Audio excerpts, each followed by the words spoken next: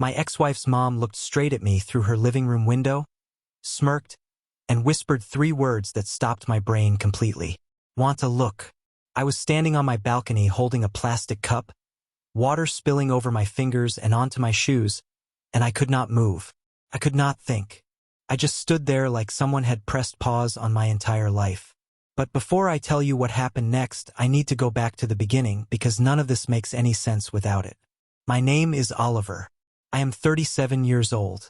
And about 9 months before that morning on the balcony, I signed divorce papers across a table from a woman I had once promised to love forever.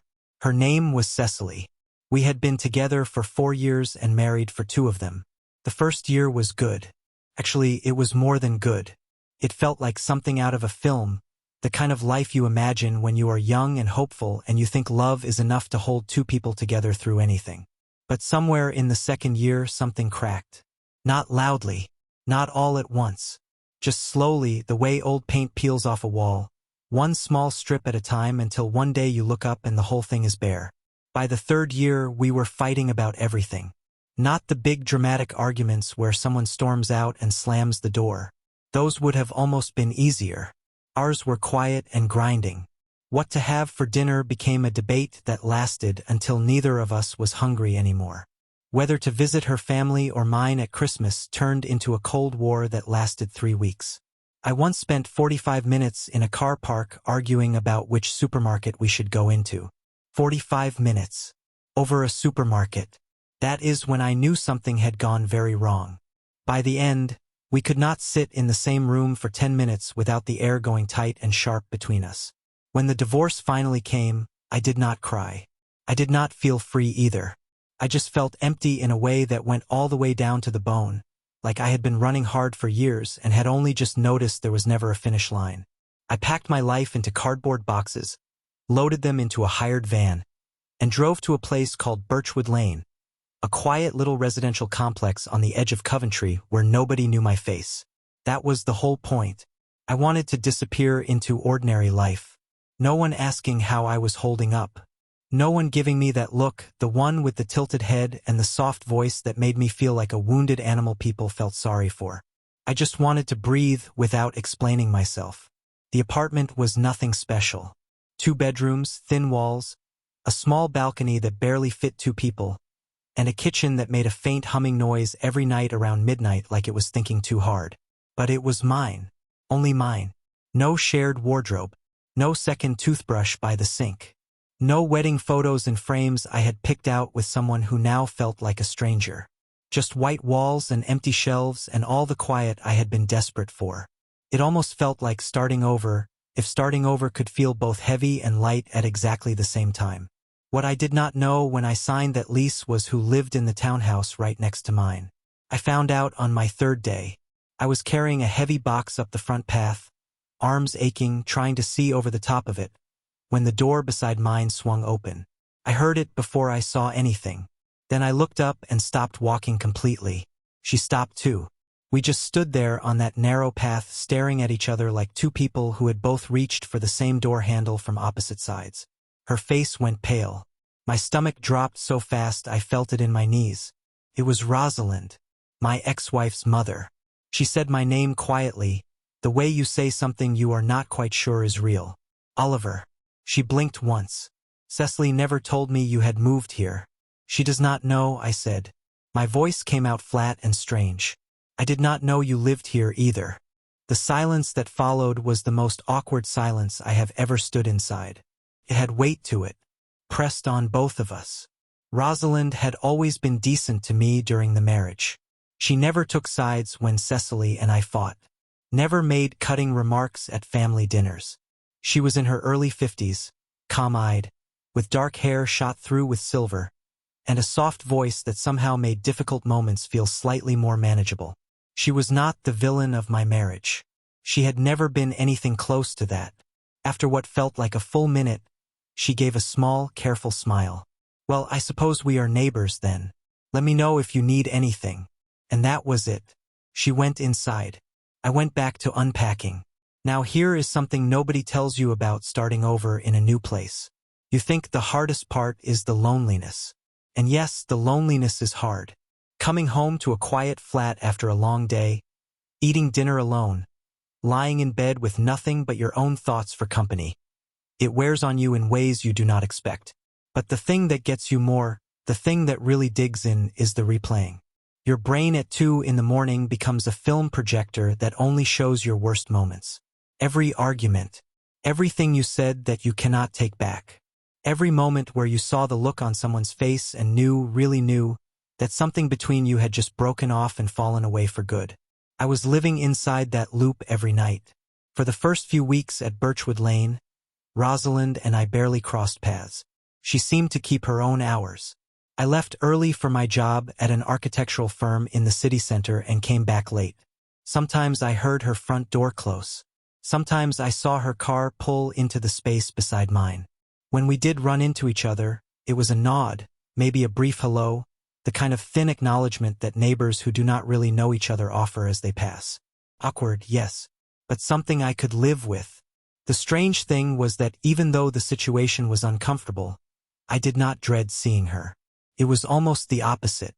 Her townhouse was the tittiest one on the row. Window boxes full of color. Patio chairs that matched. Everything neat and considered.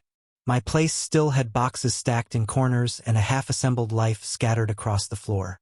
But looking at her little front space gave me something I could not explain. Some small sense that order was still possible somewhere nearby. Then came the Thursday morning that I have thought about almost every day since. I woke up at 6:30 because sleep had given up on me. My brain was running its usual early morning program of every mistake I had ever made, every moment in my marriage where I had chosen wrong, stayed silent too long, spoken too harshly, held on when I should have let go. Lying in bed felt pointless. So I got up, filled an old plastic cup with water, and went out to the balcony to water the small herb pots I had bought the week before and had been completely ignoring. The sky was pale orange and soft pink. The complex was still. The kind of quiet that makes you feel like the whole world is holding its breath before something happens. I started pouring water over the basil, not paying much attention, letting it overflow because my mind was somewhere else entirely. That was when I glanced toward Rosalind's townhouse. Her living room window was maybe 6 meters away. The blinds were tilted open and the morning light was just reaching the glass. I could see inside. I should have looked away immediately. I know that. I am not someone who stares into other people's homes. But for just a moment, my eyes went there without asking permission. She was in her kitchen, standing by the counter, making tea. She wore a cream-colored robe, hair pinned loosely up with a few pieces falling around her face. She was humming something low and soft, moving slowly between the kettle and the mug like someone with nowhere urgent to be. Her shoulders were completely relaxed. Her face was at rest. She looked like a person who had found some private, interior peace and was simply living inside it. I had not seen that kind of calm on anyone's face in so long that looking at it felt like pressing your hands against a warm radiator when you have been cold for hours. I knew I should move. I knew it clearly. And yet my feet stayed exactly where they were. My hand kept tipping the cup. Water spilled over my fingers. It soaked into my shoes. I could feel it and I still did not move. And that is when she turned her head. Our eyes met through the glass. My face went hot so fast it was almost physical. My heart started hammering. Every sensible part of my brain was screaming at me to step back inside and close the door and pretend none of this had happened. But my legs had stopped taking instructions. She did not look angry. She did not look embarrassed or startled. She just looked at me, steadily, with this quiet knowing expression that made me feel completely transparent, like she could see every single thing I was carrying. Then she smiled. Small, real, not unkind. She set her mug on the counter and walked closer to the window. When she was right there, just a meter away on the other side of the glass, she opened her mouth and I heard her clearly through the still morning air. Want a look? My breath stopped in my throat. Before I could react, before I could speak or step back or do anything at all, she reached up and slowly drew the blinds closed. I stood on that balcony for what felt like 5 full minutes, staring at the closed blinds, my shoes wet, my cup empty, my face still burning. What did that mean? Was she teasing me? Was she telling me off in the calmest possible way? Or was she asking something real? Those 3 words sat in my chest like a question I did not know how to answer. Not angry, not sharp, just calm and direct and somehow full of something I could not name. I went back inside. I made coffee I did not drink. I sat on my kitchen floor with my back against the cupboards and thought about nothing except those 3 words for the next 20 minutes. And I can tell you right now that was only the beginning. By the way, if you are enjoying this story so far, hit subscribe because there are more stories exactly like this one coming and you do not want to miss them. And drop a comment below, where in the world are you listening to this right now? I would genuinely love to know. For the next 4 days, I did not sleep properly. I kept replaying that moment, her face at the window, the small smile, the way she drew the blinds like she was closing a chapter she had written on purpose. Part of me wanted to knock on her door and just ask what she meant. Another part of me would rather have moved to a different city than do that. So instead I did what most people do when they are avoiding something uncomfortable. I hid. I started leaving for work at 6:45 instead of 8. I took the long way around the building to reach the car park so I would not pass her front path. I ate dinner late so there was less chance of bumping into her in the shared outdoor space. I became a person who peeked through his own front window before opening his own front door, which, if I am being completely honest with you, was one of the more embarrassing things I have ever done. On the 4th day, I was taking out my rubbish, black bag in hand, heading toward the bins near the far end of the car park. The air was cool and still. I closed my front door a little too firmly behind me and heard, immediately, the door next to mine open. Rosalind stepped out in old gardening clothes, jeans with soil on the knees, a faded green sweatshirt, a small trowel in one hand and a bundle of plant labels in the other. She looked up when she heard my door, and for one long second we just looked at each other. Then she smiled like absolutely nothing unusual had ever passed between us. "Beautiful morning, isn't it?" she called over. She turned and walked toward the community garden at the far edge of the complex without another word. No mention of the balcony. No 3-word question hanging in the air. Nothing. I stood holding my rubbish bag and felt more confused than I had ever felt in the aftermath of any argument with Cecily. A week went by like that. Then another. We passed each other near the post boxes. We exchanged a few words about the weather. She mentioned her tomatoes were struggling. I mentioned the library project at work was being delayed again. Normal, surface-level, neighbor things. But something had changed in the texture of those encounters. Our eyes stayed a moment longer than they used to. Her smiles were a degree warmer. When we passed each other in the narrow path between our front doors, there was an awareness there that had not existed before the morning at the window. Neither of us touched it. It just sat between us like an unopened letter.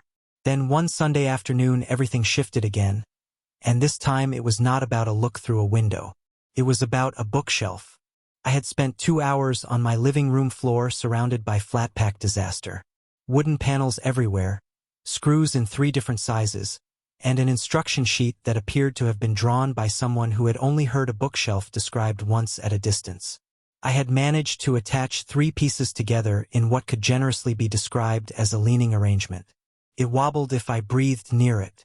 I was sitting cross-legged on the carpet staring at a diagram that made no sense whatsoever when there was a knock at my door. I stepped over 3 planks and opened it. Rosalind stood there in jeans and a soft gray jumper, hair loose around her shoulders, and there was something almost amused in her eyes before she even spoke. I heard banging and what I can only describe as a one-sided argument with furniture. She said, "I thought I should check you had not done yourself a serious injury." I laughed before I could stop myself. "The bookshelf is winning," I said. She stepped past me into the flat without waiting to be invited, but it did not feel rude. It felt natural in a way that surprised me. She looked at the chaos on the floor, then at my wobbling 3-piece structure, and crouched down beside it. "You are using the wrong screws," she said. "I am using the screws that came with it," I said, which was a completely useless defense, and I knew it immediately. She pointed to a small symbol on the instruction sheet. "This marking means long screws. You have been using the short ones throughout." She picked up the screwdriver and started taking apart my mistake with calm, efficient hands. In 10 minutes, she had a solid, level frame standing on the floor. No boble. No drama. I watched her and thought about what it must take to become a person who solves problems quietly without making you feel foolish for having them in the first place. How did you learn to do that? I asked. She handed me the screwdriver and our fingers touched for just a second. She pulled her hand back slightly faster than she needed to and stood up, dusting off her knees. 23 years of marriage to a man who got furious whenever something broke but never actually fixed anything. She said, if I wanted things done, I had to learn how to do them myself. She started toward the door, then paused, turned back. Oliver, she said, then laughed at herself quietly. I mean, I know that is your name. I just mean we have never really spoken as neighbors. Not properly. I smiled. I am Oliver, and you are Rosalind. And it is genuinely nice to meet you, not as Cecily's mom, just as you. The way her expression shifted when I said that, just slightly, like something had been gently set down, stayed with me long after she had gone. I stood in my half-assembled living room holding a screwdriver and thinking about a woman who had been next door the whole time I had been slowly coming back to life. 2 days later she knocked again, this time holding a ceramic dish covered in foil, steam rising from the edges. She said she had made far too much shepherd's pie, and if she kept all of it she would absolutely eat all of it, so she was distributing it in the interest of self-preservation. We ended up sitting at my small kitchen table for nearly 2 hours. The food was extraordinary. The conversation was better. She told me about her garden and her ongoing battle with slugs that seemed personally committed to destroying everything she planted. I told her about the community library I had been designing for over a year, a project that kept getting shelved and revived and shelved again by a council that wanted the result without committing to the process. She listened in a way that felt rare, not waiting for her turn to speak, actually listening, asking follow-up questions that proved she had heard every word. When she stood to leave, she paused at my door and said, "You should come over for tea sometime. My patio gets lovely light in the mornings. It is a good place to sit and think." I said yes before she had finished the sentence. After she left, I sat at my kitchen table in the quiet and thought about the fact that the loneliest period of my life had quietly, without asking permission, started to feel a little less lonely. Not because anything dramatic had happened, not because of any single moment, but because sometimes healing does not announce itself. It just shows up at your door with shepherd's pie and a calm voice and asks if you have eaten.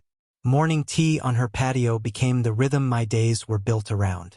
I would wake up, get dressed, and knock at 7. She always had the kettle on and 2 mugs already out. We sat on her small outdoor settee as the light changed over the rooftops and the complex slowly woke up around us. We talked about everything. Her childhood in a small town in Shropshire where everyone knew everyone else's business, and somehow that was both suffocating and comforting at the same time. My father teaching me to read architectural drawings when I was 9 years old, spreading them out on the kitchen table, showing me how a building was really just a set of choices written down in lines. The way both of us had sometimes felt like we had spent years pouring ourselves into something that was quietly draining from the bottom. One morning she came out looking like she had not slept at all. Her eyes were soft and red at the edges. I asked if she was all right. She took a long breath, wrapped both hands around her mug, and told me about Edmund. 23 years together. A retirement they had planned in detail. Then a woman named Philippa from his firm, late nights that ran together, a phone he started taking to another room, and finally one afternoon he sat across from her at the kitchen table and said he wanted a divorce. Said he had fallen in love with someone else. Said he did not want to keep pretending. The worst part was not that he left, she said quietly, looking into her cup. The worst part was how he made me feel like I had failed at something fundamental. Like all those years, all that living together, just did not add up to enough. I told her about Cecily, how we had met at a friend's wedding, fallen fast, moved in together after 6 months because it felt right and we were both too hopeful to be cautious. How the first year had been genuinely wonderful and the second year had started showing cracks in places I had chosen not to look at directly.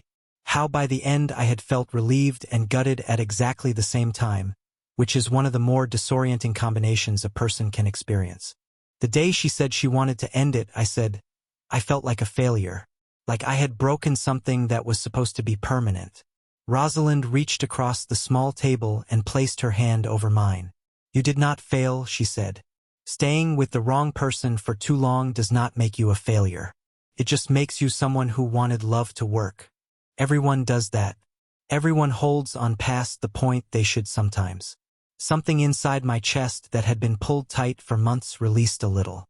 We sat in silence after that, not the uncomfortable kind, but the kind that means you have both understood something about each other that does not need words. From that morning on, everything felt different between us. Deeper, more careful, more real. And I started to notice that I was thinking about her during the day at work, wondering what she was doing, whether she was in the garden or reading on the patio, whether any of what I was feeling had any presence on her side of the wall at all. I started doing small things without being asked. Fixing a loose hinge on her screen door. Bringing her delivery parcels inside when the rain was coming. She left food by my door with short handwritten notes. A container of vegetable soup. A heads up about the storm forecast. Small ordinary gestures that added up to something neither of us was naming out loud yet. And that was precisely when things started to move in a direction I had not planned for and was not entirely sure I was ready for. But ready or not, it was already in motion. There is a particular kind of evening that only comes a few times in your life if you are lucky. The kind where the light is doing something golden across the rooftops and the air is just warm enough to sit outside without a jacket and everything feels, for reasons you cannot fully explain, like it matters. That was the evening I showed up at Rosalind's door with a bottle of Burgundy instead of arriving at my usual morning slot. She opened the door and looked at the bottle and then at me with that expression she had, the one that saw slightly further into a thing than the surface level. Changing our routine, she said. Her voice had amusement in it but not mockery. Maybe I just wanted a reason to stay a little longer than tea allows, I said. She looked at me for a moment that stretched just past comfortable. Then she stepped back and opened the door wider. You never needed a reason, Oliver. You can stay as long as you want. We took the wine out to her patio. The sky started gold and moved slowly through amber and then into a deep bruised purple as we talked. She told me about her dream of going to the Amalfi Coast someday. The white buildings stacked up on cliffs above the sea. Little boats in the harbor. The smell of lemons in the air. She described it so specifically I wondered how many times she had visited it in her imagination. I told her about a project I had been carrying around for 3 years, a community library in a part of the city where the existing one had been closed down to save money, a building that would actually serve people who needed it, something I wanted to still be standing long after I was gone. She listened without interrupting, asked 2 questions that proved she had understood not just what I said but why I cared about it. Stars began appearing above the roofline. Neither of us moved. When I finally stood to go, something in my chest went tight with the specific reluctance of leaving a place you have only just realized feels like somewhere you belong.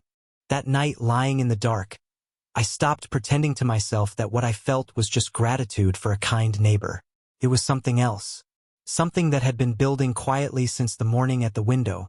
Maybe since the very first day on the path when we had both frozen and the world had briefly gone silent. Scared me, because caring about someone again after you have been through what I had been through means accepting the possibility of loss again. And that is a risk that does not get smaller just because you want it to. But I had already decided, without consciously making the decision, that I was not going to run from it. The following Wednesday, the sky turned dark around 3 in the afternoon. Clouds came in low and fast and the wind picked up until the trees along the perimeter of the complex were bending. Then the rain arrived. Not ordinary rain. The kind that falls like it has a point to make. I was sitting on my sofa with a book I was not reading, watching the water stream down the window, when I glanced across and saw her. Rosalind was on her covered patio, sitting on the small settee, a heavy knitted shawl around her shoulders, watching the storm come down. She was alone and perfectly still. There was something about the way she sat there that caught in my throat. Not sad exactly, but solitary in a way that reached right through the glass and the rain and the distance between our front doors and landed somewhere in the middle of my chest. I put the book down, got up, went out the door. The rain hit me full and cold the second I stepped outside. By the time I had crossed the grass to her patio, my hair was flat against my forehead and my shirt was soaked through, and she was staring at me like I had completely lost my mind. "What on earth are you doing?" she said. I wiped rain off my face. "Then share the shawl," I said. She laughed. A real one, the kind that sounds like something long kept back finally escaping. She moved along the settee and lifted one side of the shawl, and I sat down next to her. She draped it over both of us. We were shoulder to shoulder, close in the way you can only be when there is one shared warmth between two people and the world outside it is cold and loud. We listened to the storm without talking. Rain hammered the patio cover above us. Thunder moved through in long rolls. I could smell her perfume, something light and clean, mixed with the wet garden smell of rain on soil. Under that shawl it felt like a small private world that the storm could not reach. "People do not sit in the rain anymore," she said softly after a while. "They just run from it, door to door, always trying to stay dry. But I find it peaceful. It reminds me that some things are bigger than whatever is bothering me today." I turned and looked at her. Her hair had gone slightly damp at the edges where the shawl did not cover. Her eyes looked darker in the gray storm light. Her face was completely open. "Maybe people just need the right person to sit in it with them," I said. She met my eyes. The air between us shifted into something charged and still. I wanted to kiss her. I was also terrified of it. Not of the kiss itself, but of what it would mean. For us, for Cecily. For the fragile, ordinary good thing we had built together in these quiet morning hours. Then she reached up and caught my wrist. Her fingers were warm even though the air around us was cold. "Oliver," she said, just above the sound of the rain. I turned back. "If you ever want to look," she whispered, "just ask." The same words as that first morning. But what they carried now was entirely different. And we both understood that. I took a breath. "I am already looking," I said. "Not just at you. At how you rebuilt yourself after someone took a wrecking ball to the life you had built. At how you still show up every morning with warmth to spare. At how you make me feel like a person worth knowing again." She stood. We were close enough that the shawl still touched both of us. She leaned toward me slowly, giving me every chance to step back. I did not step back. Our foreheads touched first, just for a moment, then our lips. The kiss was gentle and unhurried. The way you handle something you understand is rare. No urgency, no drama. Just two people who had both been through the kind of loss that makes you careful, finally meeting each other in the middle of a storm. When we pulled apart, she rested her head against my shoulder, and we stayed there while the rain softened above us. I did not want to move, but eventually I stood and walked back across the wet grass to my own door, soaked through and somehow lighter than I had felt in years. That night I lay in bed and thought about the kiss and what it meant and what would come next. I felt hopeful and scared and grateful all at once, which is actually, I think, what it feels like when something real begins. The morning after the storm, I came outside earlier than usual. The air was clean and cool the way it always is after heavy rain. Water was still dripping from the leaves along the path. I saw Rosalind by the post boxes, letters in hand, and my whole chest lifted. Then I saw her face. It was guarded in a way I had not seen before. Not cold, not angry, but closed, like a room that had been open and was now very gently, very firmly shut. "Hey," I said, walking toward her. She gave a small nod. "Morning, Oliver." I waited for the smile. It did not come. I watched her look at the letters in her hands rather than at me and felt the first cold drop of something uncertain land in my stomach. "We should probably just forget last night happened," she said. The words were quiet and even, and they hit me like a door swinging open and catching me full in the face. I actually stepped back. "Forget it," I said. "Rosalind, that was not a mistake. Not for me." "I know," she said, "but look at this situation clearly. You are my daughter's ex-husband. People here talk. This complex is small. Everyone notices everything. I cannot be the woman who did that to her own daughter. I cannot do that to myself. Not again." Before I could find the right words, a dark blue Jaguar turned into the car park and rolled quietly to a stop. A tall man got out. Pressed charcoal suit, silver cufflinks, the kind of haircut that costs more than most people spend on a week of food. He walked toward us with the measured ease of someone who is used to arriving somewhere and having the atmosphere adjust around him. "Rosalind," he said. His eyes found her first and then found me, and he did a slow, deliberate survey from my shoes upward that was not remotely about curiosity. "Jasper," she said, and something in her voice went careful and flat. "I did not tell you I was here. I was in the area," he said pleasantly. "Thought I would see how you were getting on all the way out here by yourself." The phrase "by yourself" had something tucked inside it that I did not like. He extended his hand to me. "Jasper Whitmore, old friend of Rosalind's. A very close friend." The way he said close told me everything. His expression was too polished to show. "Oliver," I said, shaking his hand. "Just a neighbor." He smiled in the way that people smile when they have already decided you are not a serious matter. I looked at Rosalind. She was looking at the letters again. I left them there, went back inside, sat at my kitchen table in the morning light and understood that whatever had started between us had just run into something larger and more complicated than a rainstorm and a shared shawl. The question was what I was going to do about it. For the next several days, Rosalind and I were ghosts to each other. I would see her through the window sometimes, moving through her living room, standing at her kitchen counter, sitting in her reading chair with a book open in her lap. Sometimes she would glance up and our eyes would meet through the glass for just a moment before one of us looked away. It had a strange, painful quality, like being in the same room as a conversation you are not allowed to have. My coworker Declan came over one evening with fish and chips and took one look at my face and said, "Right, what has happened?" I told him everything. The window, the tea mornings, the kiss in the storm, Jasper Whitmore and his jaguar and his pointed smile. Declan ate his chips and listened and then said, gently but clearly, "You cannot fix someone who is still bleeding from someone else's wound. Mate, you will just get cut trying. Maybe the kindest thing you can do for both of you is to give her space and let it go." He was not wrong. I knew he was not wrong. The sensible thing, the self-protective thing, was to step back and let the whole situation settle into ordinary neighbor politeness. Except that one remarkable evening in a rainstorm was exactly that and nothing more. Move on. Then I looked through the window and saw her. She was in the garden on the side of her patio, trying to move a large stone planter that had been sitting in the wrong spot since the previous owner. She was pushing it with both hands and it kept slipping. She crouched down and tried to lift the edge and it came partway up and then she had to set it down. She straightened up, rubbed the back of her neck, looked at the planter with an expression I recognized instantly. The expression of someone who is exhausted and frustrated and nearly at the point of giving up on something they actually care about. I told Declan I would be back in 5 minutes. He raised an eyebrow.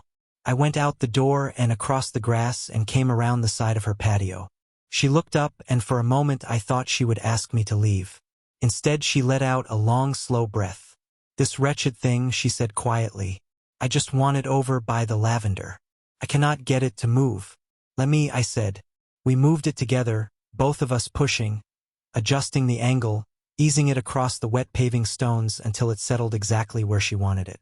When we straightened up and stepped back, she stood looking at it for a moment and then turned off the garden tap, and the only sound was the faint rustling of the lavender moving in the evening air. "I ended things with Jasper," she said. Her voice was steady and quiet. "Last night, I phoned him and told him to stop coming round. Told him he does not get to keep making me feel small while calling it affection." I studied her face. "Are you all right?" She gave the kind of smile that is honest about the fact that the answer is not entirely yes. "Not quite, but I will be." I kept letting fear make every decision for me. I was so frightened of people talking, of what Cecily might think, of getting hurt again after Edmund. I was prepared to push away the first genuine thing that had happened to me in years because I was afraid of what it might cost. Her eyes were bright, but she did not cry. "Not yet, Oliver," she said, looking at me steadily. "I know what it is like to build walls so high that you can stand behind them and feel safe and completely alone at the same time. I have been doing it for 4 years, and I am tired of it." I reached for her hand. She did not pull away. She looked down at our hands together and then back up at me. "Then stop," I said. "Stop asking permission to feel something real." She stepped forward and put her arms around me and held on, and then she did cry. Not the sharp, desperate kind, but the long, relieved kind. The kind that sounds like a person finally setting down a weight they have been carrying for so long they forgot it was not part of them. I held her while the evening light went gold and then soft and then gray. Kids were playing somewhere across the complex.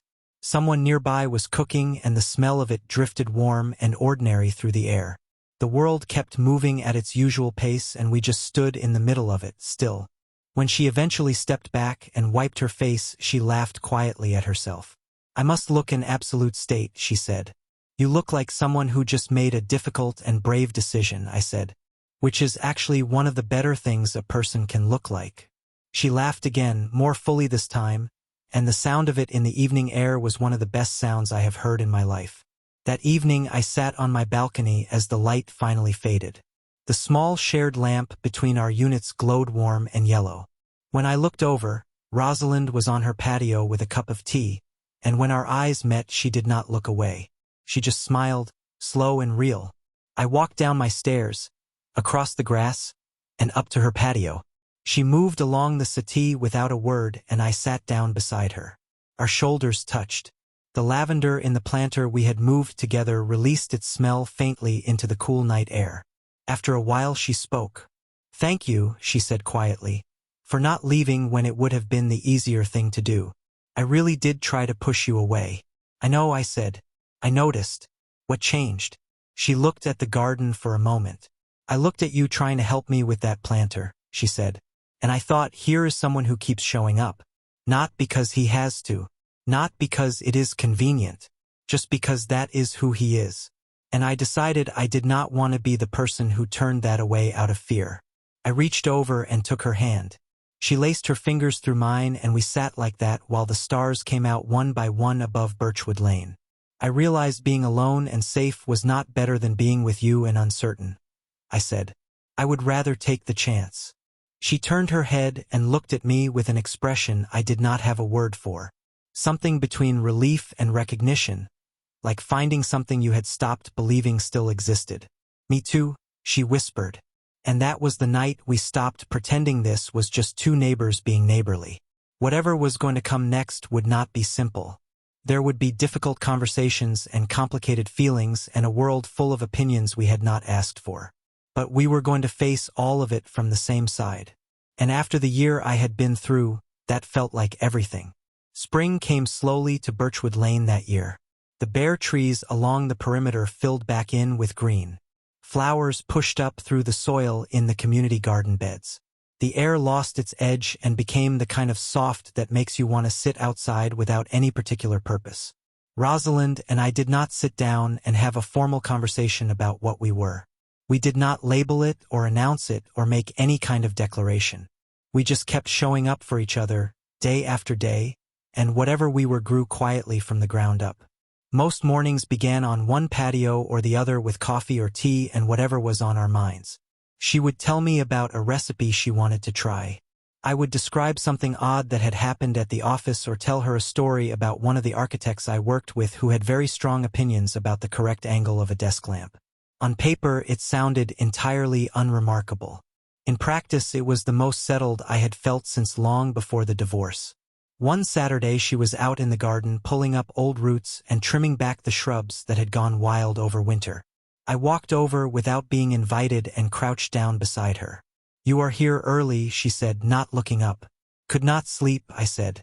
She smiled at the soil. "That is what happens when you finally have something worth being awake for." We worked side by side for most of the morning. We planted new seeds where the old ones had died back. We fixed a small section of the decorative fence that had come loose during the winter storms. We got dirt on our hands and grass stains on our knees. When we finally sat down on the grass with cold lemonade, talking about nothing that mattered at all, I thought about how strange and simple and completely right it felt. That afternoon the Hendersons from the far end of the complex were throwing a retirement party in the courtyard for Gerald Henderson, who had worked 40 years at the same printing firm and was apparently ready to never think about paper again. String lights were hung between the buildings. Tables were covered in food. People moved around laughing, filling plates, telling the same stories about Gerald in slightly different versions. Rosalind and I walked over together and I noticed people noticing. A few glances, a few quiet exchanges between neighbors. The kind of social observation that small communities run on. Rosalind walked in with her arm through mine and held on without hesitation. She wore a light yellow dress and her hair down, and she looked like someone who had decided to stop apologizing for taking up space. We ate and talked to people and listened to speeches, and then at some point the music started and couples began moving slowly on the grass. I stood to one side with my hands in my pockets, feeling genuinely out of my depth. Rosalind came and stood beside me. "What is the matter?" she asked. "Cannot dance," I said. "Not without doing serious damage to whoever is nearest." She held out her hand. "You once told me you did not know how to trust someone again," she said. "And yet here you are. One careful step at a time." I looked at her hand, then at her face. Then I took it. We did not really dance. We moved slowly and together to the music, and her head rested against my chest, and I could smell her shampoo, and I did not think about anyone watching at all. Someone nearby started clapping gently. Mrs. Grantham from Building D gave us an enthusiastic nod of approval. An elderly man called Mr. Lim, who had lived at Birchwood Lane longer than anyone else, caught my eye and gave me a slow single nod that felt like it meant something. For the first time in as long as I could remember, I did not care what story other people were constructing about us. Let them wonder. Let them talk. Whatever version they settled on would be incomplete because the real version was ours and it had taken too much to build to be embarrassed about. A week later, I found Rosalind on the patio on a quiet afternoon with a small notebook open in her lap and a pen turning slowly between her fingers. "What are you writing?" I asked, sitting beside her. She thought for a moment. "Just trying to understand something," she said. "I keep thinking about what love is actually supposed to feel like. When you have had the wrong version for a long time, it gets confusing. What do you think it is supposed to feel like?" I asked. She looked at the garden. "Rain," she said finally. "Not a storm. Just steady, quiet rain. The kind that shows up without drama and stays. The kind that sometimes annoys you because you had other plans. But it is what makes everything grow. It is what brings things back to life after they have gone dry." I put my hand over hers on the armrest. "I suppose we made it through the storm then," I said. She leaned her head on my shoulder. "We did not just survive it," she said softly. "We learned how to stand in it without needing it to stop." That evening we sat on her patio watching the last of the daylight go out of the sky. Orange to pink to a deep quiet blue. She had been watching the colors for a while, and then she turned and looked at me instead with an expression that was soft and searching and a little amused all at once. "What?" I said, smiling. "You still look at me like you cannot believe this is actually happening." She said. "Cannot," I admitted. "But I stopped pretending I do not want it to be real." She reached over and placed her palm flat against my chest, right over where my heart was beating. "When you first moved in next door," she said, "I thought you were just another man running from himself, keeping busy so you would not have to feel anything." "That is a fairly accurate description of September," I said.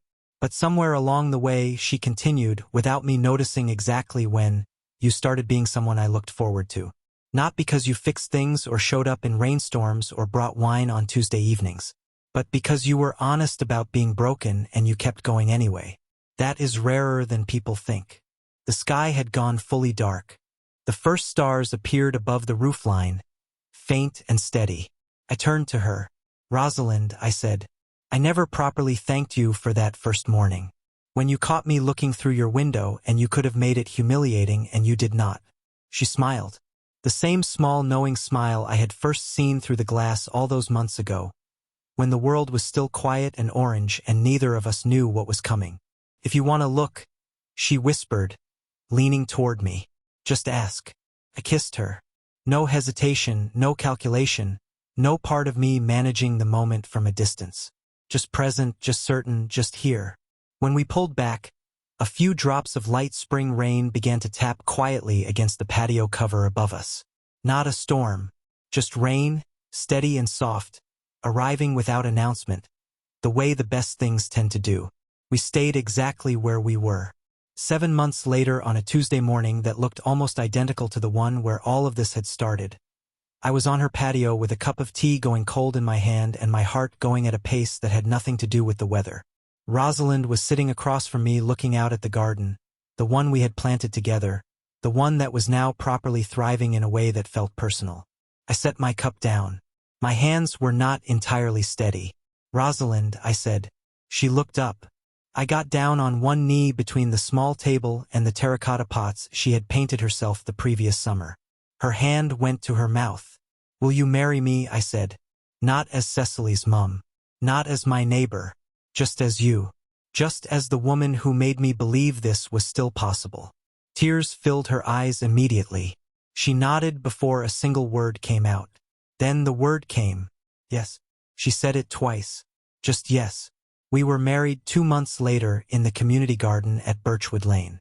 It was small and honest and exactly right. Mrs. Grantham cried and was not remotely embarrassed about it. Mr. Lim shook my hand with both of his and did not let go for a long moment. The Hendersons brought champagne and Gerald gave a toast that was mostly about Rosalind but included one generous line about me that made everyone laugh. There were no elaborate decorations. No grand venue. Just us, standing in the place where things had quietly and unexpectedly grown, under an open sky, surrounded by people who had watched it happen.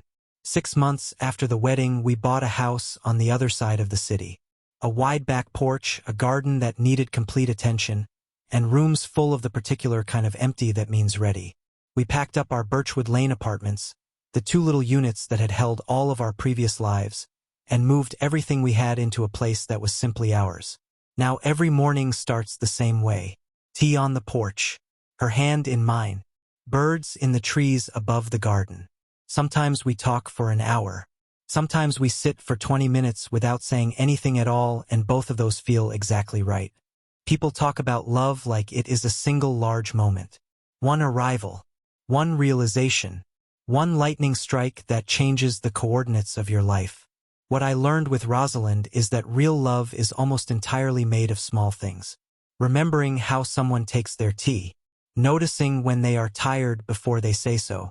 Sitting outside in the rain because they find it peaceful. Fixing a planter together.